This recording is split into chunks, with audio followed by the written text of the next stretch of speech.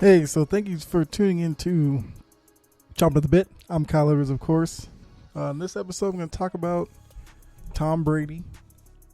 And then, while talking about Tom Brady, I'm going to work Big Ben into the conversation as well because, those are the two quarterbacks that retired this offseason, kind of marking the end of, well, almost marking the end of the old kind of guard in the NFL in terms of the quarterback position.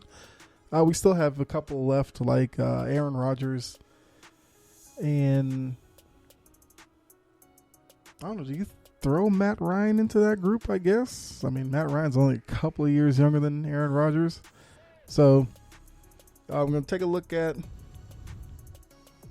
So yeah, Brady. Talk about his greatness. Talk about Big Ben because I do think that Big Ben kind of gets lost in the hierarchy of quarterbacks from this Brady era.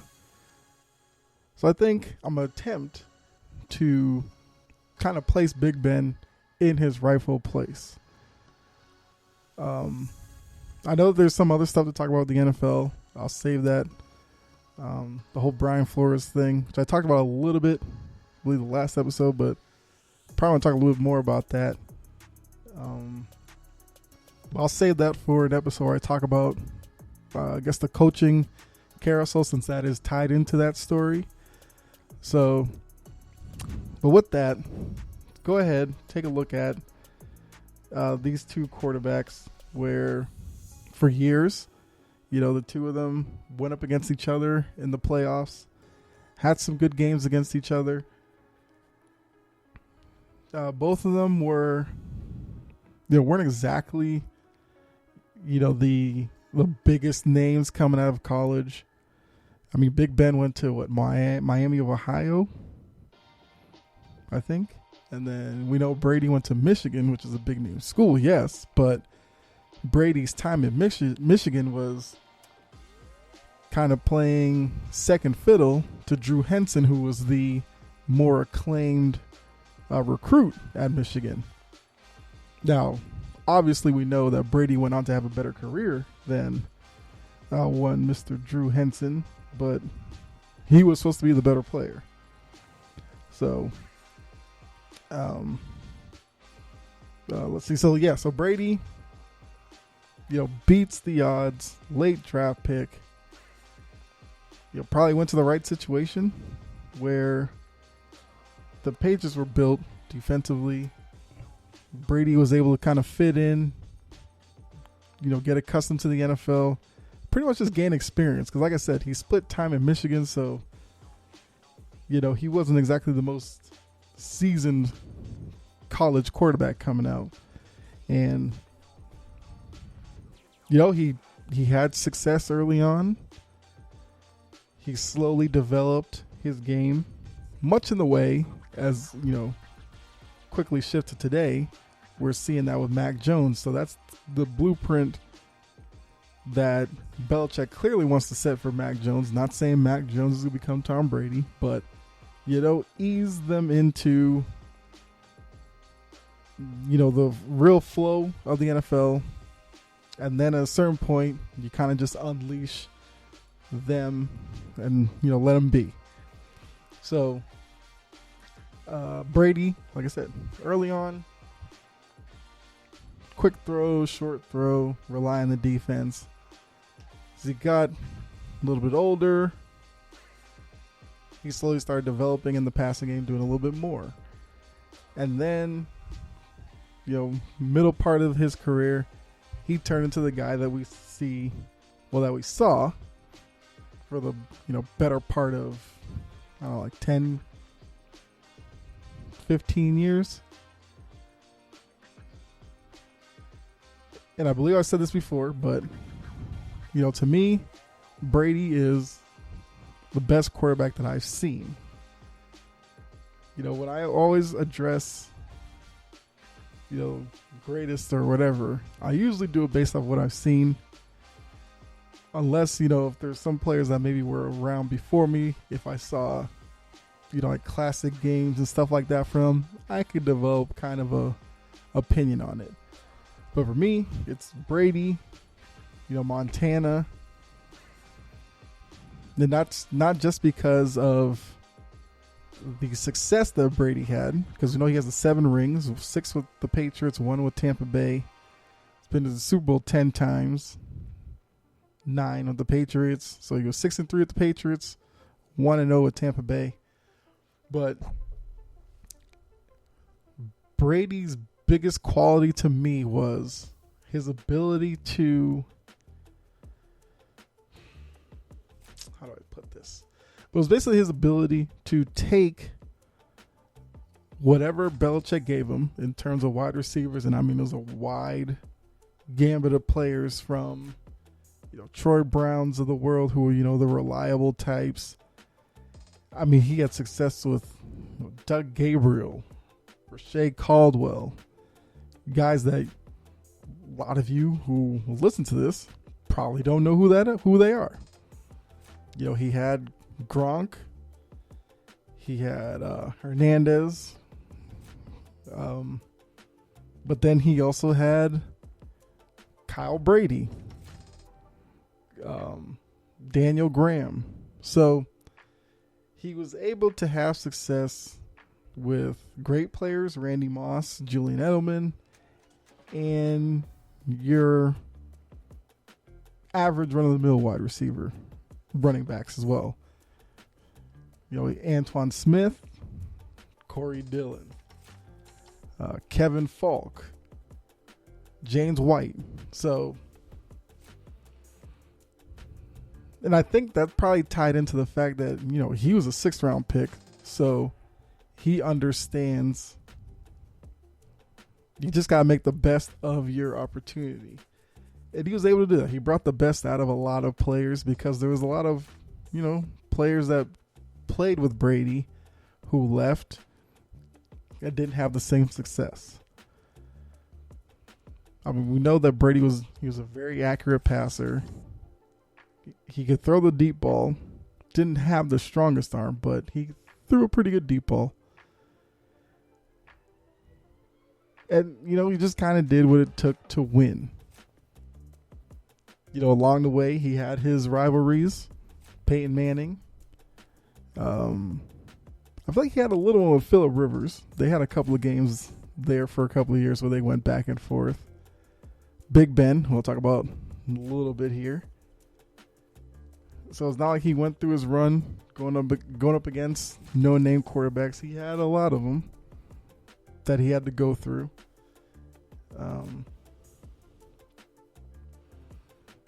So yeah, he spent 20 years with the Patriots. Then we know how at the end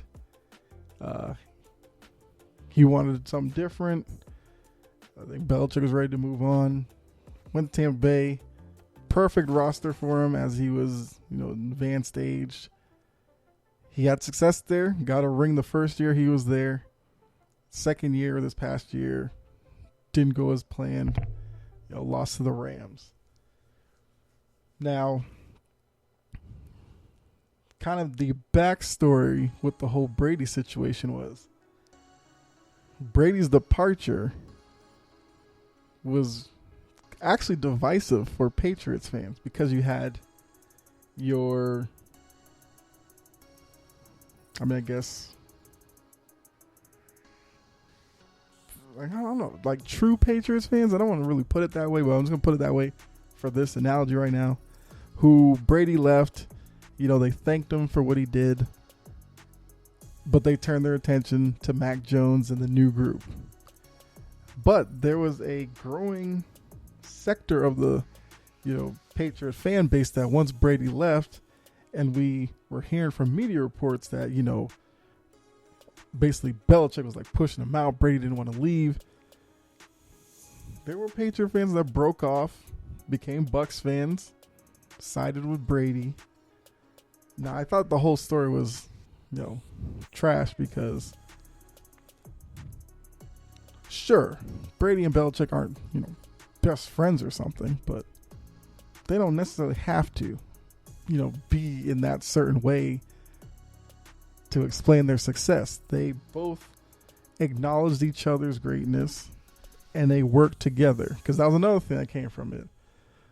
You know, when Brady was in New England, all these media people hated on him. They trashed everything he did. You know, they were ready. They pounced on him with Deflategate, which was trash. I'm not gonna get into all that because that would take about an hour to talk about. Spygate, trash. Not gonna talk about that either. But they knocked him down for that. They always kept him down when he was out there winning with whatever team that was around him. They consistently put Manning ahead of him. They put Rodgers ahead of him. Some people put Breeze ahead of him. And it was crazy. It basically took Brady winning like the fourth or fifth ring before people really said maybe he's the best. All while the rest of the guys I just named had like one or two. Two in Manning's case, even though the second one he was carried to. But we'll talk about that at another time. So he was always an underdog. And he, you know, as we learned through, you know, players who have been around him, he used all that to kind of fuel him throughout his career. So he was a crazy competitive guy. We saw it on the sideline where he'd go at Bill O'Brien or Josh McDaniels, whoever the offense coordinator was. He would go, you know, slam his helmet after he threw an interception. He'd get fiery on the sideline with, you know, Edelman, Gronk, guys like that. So then he was just the ultimate competitor. You know, this is coming from me as a Patriots fan and watching him. You know, it was fun to watch. But now that he's gone, you know, I guess I should talk real quickly about the whole, you know, the retirement, how it went, where Schefter and those guys said he was going to retire. Brady said he wasn't going to, but then retired like 2 days later. Did the whole thank you to Tampa Bay and their fans and organization. I know some Patriot fans are up in arms about it. I didn't care really about it. I understood where they were coming from because it seemed like he was completely distancing himself from his Patriot years, which, you know, maybe that's a product of, you know, maybe the disagreement or whatever with Belichick in the end or whatever, but, you know, he did what he did, whatever. I mean, since then, he's like retweeted statements from Bob Kraft and said, like, love the organization. Retweeted stuff from Bill Belichick, so whatever.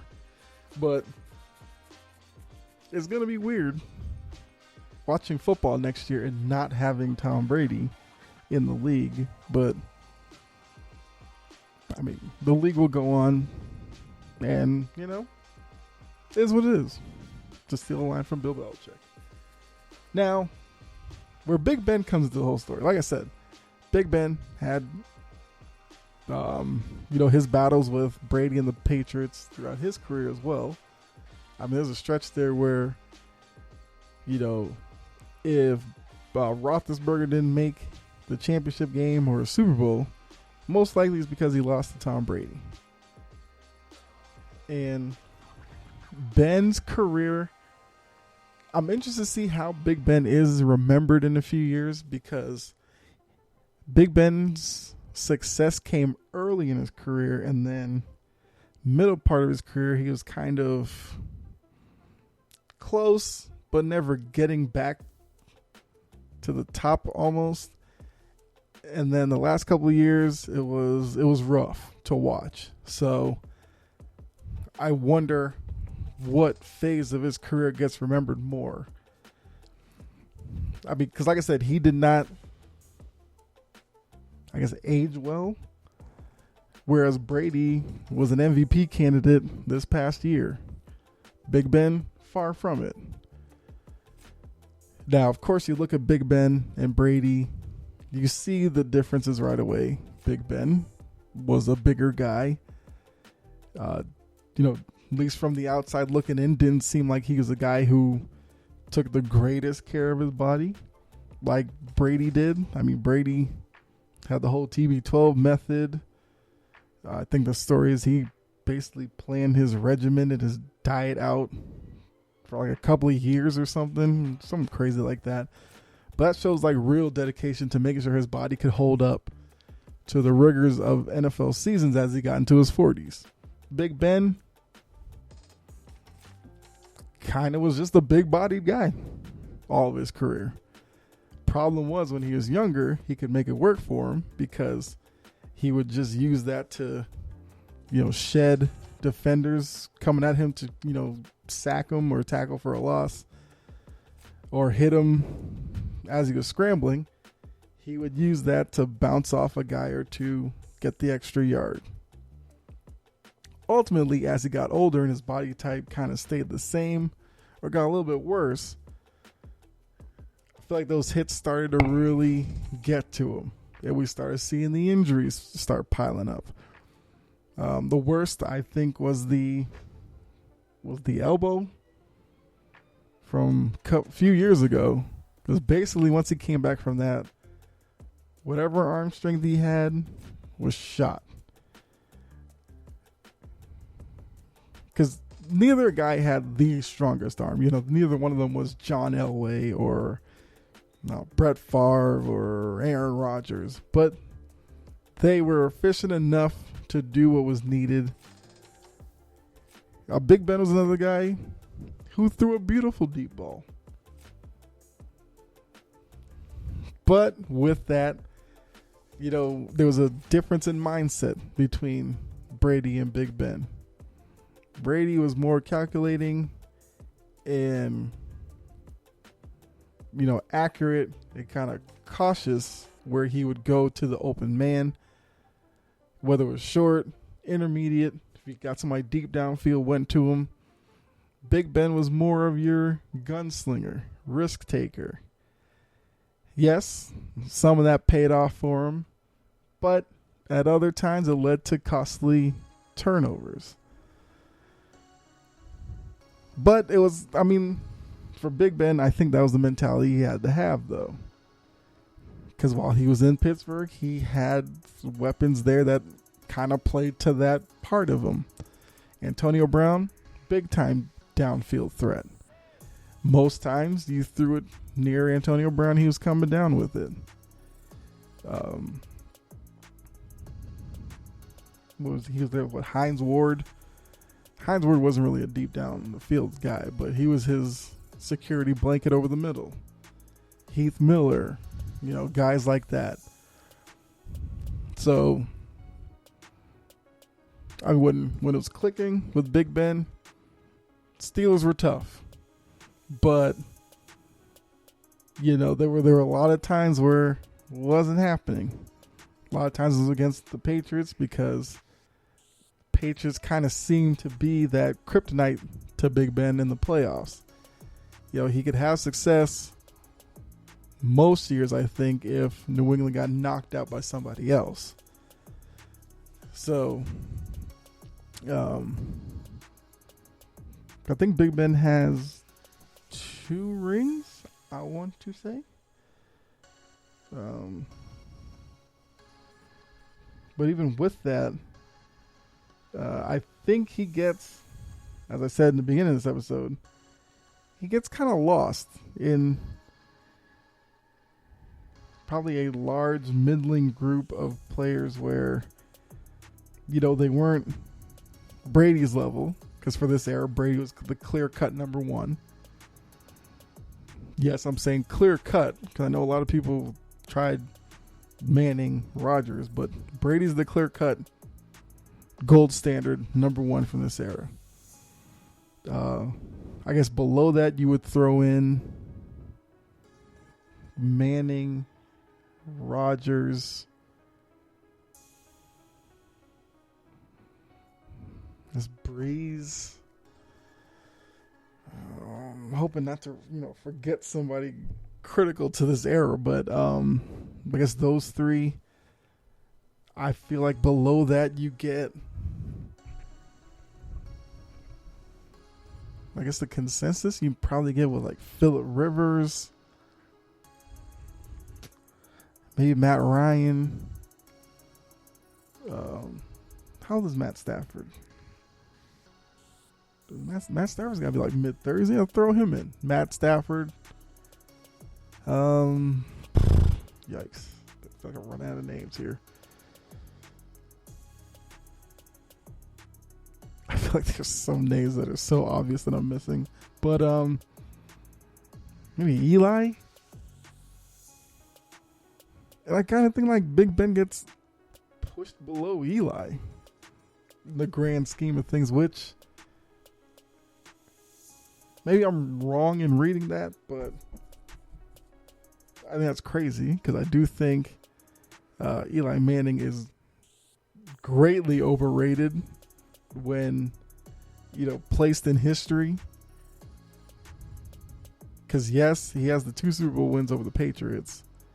And since the Patriots are so hated, it like exponentially counted for Eli Manning more than it should have. Even though actually both of them were credited to his defense with Strahan tucking them. Manning made the Tyree play, which is the only play that people remember, even though it's a play that shouldn't have happened because of holding and all this stuff, but whatever. It happened, blah, blah. Second one was the throw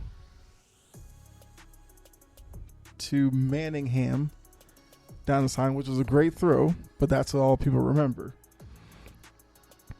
But if I was looking to start a franchise, everybody at their peak, I would take Big Ben over Eli Manning easily, any day. I would confidently say I would take Big Ben over Phillip Rivers. Phillip Rivers is a guy who, he gave it his all. I give Phillip Rivers that. He had that AFC title game against the Patriots where he played with like a torn ACL, which is crazy to me.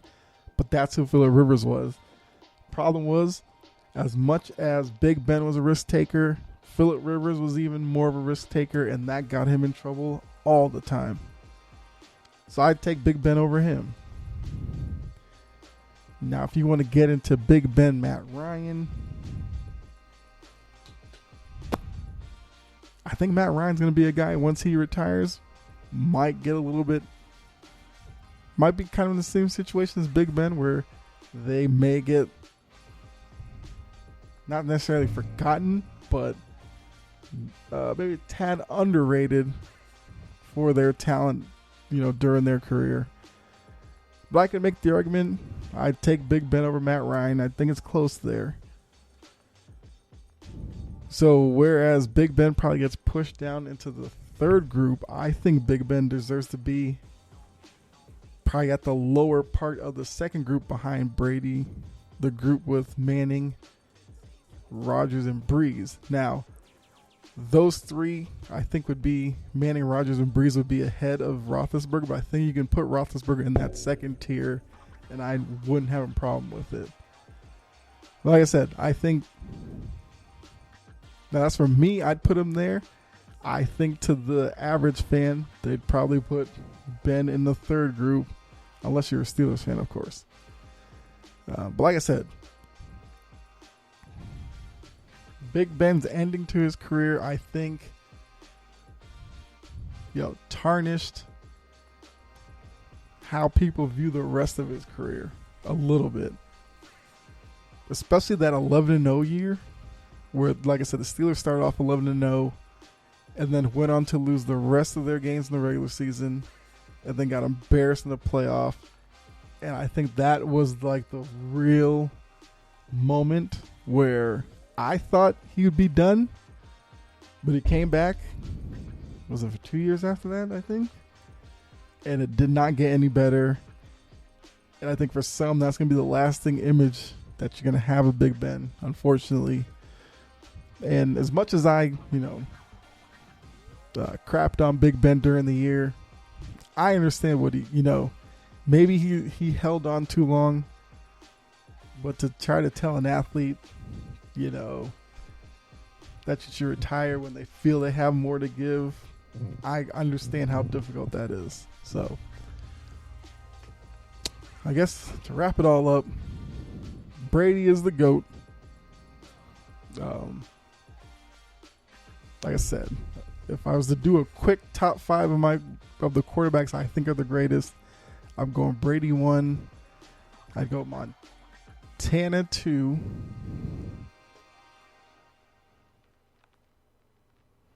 I mean, even though he didn't win, I'd probably go Marino 3, Peyton 4,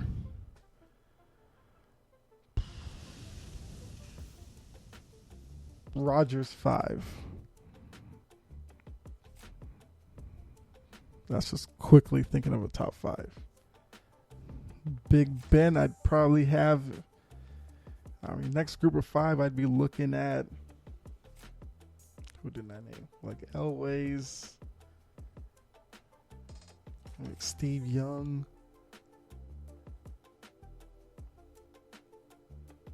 I can say Big Ben, maybe 8, 9, 10, that area. Which isn't bad, but yeah, he's not top 5. He's probably top 10. If I had time to think about it, I wouldn't be mad if, maybe top 12. Any lower than that might be getting crazy. I don't know. Maybe some other episode I'll actually think about it and write down top 10 for me, and maybe we'll go over that. I don't know. But for right now, I think good place to end this episode. So congratulations to Big Ben, Tom Brady on their careers and all that. They'll both be Hall of Famers, of course. I mean, it's going to be tough that Hall of Fame year. Big Ben goes in, and then you're going to have Brady going in the same time as you. But, hey, that's just how it worked out. So, hopefully you enjoyed this episode. Let me know what you think. Do you think Brady is the greatest of all time? Where do you put Big Ben? Because I would be interested to hear where you guys think Big Ben falls historically in this era. Let me know. You can do that, comments or review part. You can follow me on Twitter at Chopping Podcast. Let me know there.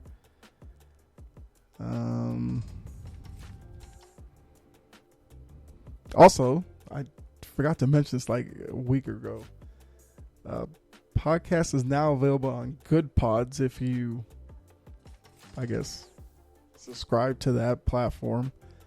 You can go on there, follow the show. All the episodes pop up there as well, and you can interact with me over there as well. So, just wanted to put that in here. But thanks again. Hit the like, subscribe, follow, all that good stuff. Even if there's something you didn't like, let me know what you didn't like. But as I say at the end of every episode, be safe out there. God bless. And I'll catch you next episode. All right, I'm out.